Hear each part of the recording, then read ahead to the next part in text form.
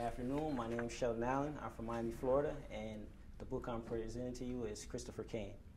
Christopher Kane tells the story of the world's most famous and formidable agent, except he doesn't represent actors or actresses or athletes. He represents superheroes. But it's a bit more than that. To Christopher Kane, superheroes aren't about saving the world or making the world a better place. They're a business enterprise. They're a money-making industry. And that's what he preaches, and that is what he practices. So the story comes together when Mr. Amazing, who is the world's most popular superhero by far, he has a very public and humiliating breakdown when it's discovered that his wife has been cheating on him. And oh, by the way, his wife is also a superheroine. Her name is Andromeda, and she's probably one of, if not the most popular female superhero in the world. So Mr. Amazing has a very public breakdown, and what ends up happening after that is Christopher Kane has to manage not only all the egos of the people on his stable, but the monster that he created kind of comes back and bites him in the ass, so to speak.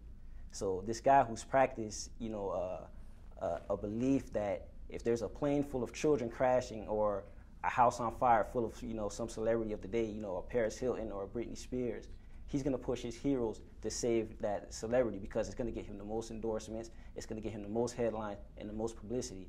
So what ends up happening is this all comes back to him and crashing down, and it all sort of comes to a head, and he has to make a decision at the end of, should he keep on going down this course or should he change?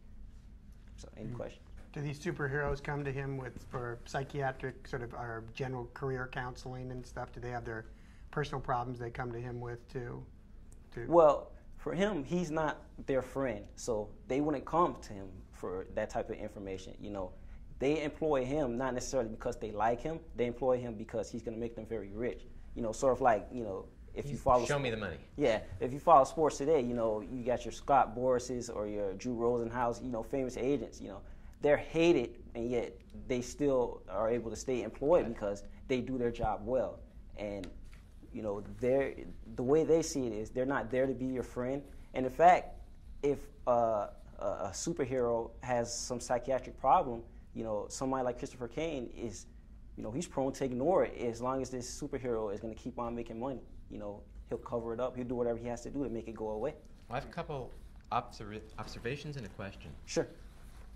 This is kind of along the veins of how Youngblood in the comic works, where they go for endorsements and all of this. And we actually have, I think, in our office, almost an identical story. But the way you present it here is really interesting.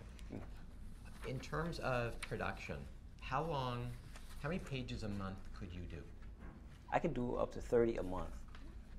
I'm not the artist. Let me just say that. Right, I'm the writer. I'm the writer, but my team, we can put out 30 a month. The artist, he is based in the Philippines, and he's a workhorse. He's ready to do whatever it takes. Well, it sounds like you have a whole world here that can keep going. The key thing to remember is that in their world, superheroes are celebrities of the day. Right. Yeah. Okay. Thank you very much. Thank you. Okay. Thank you.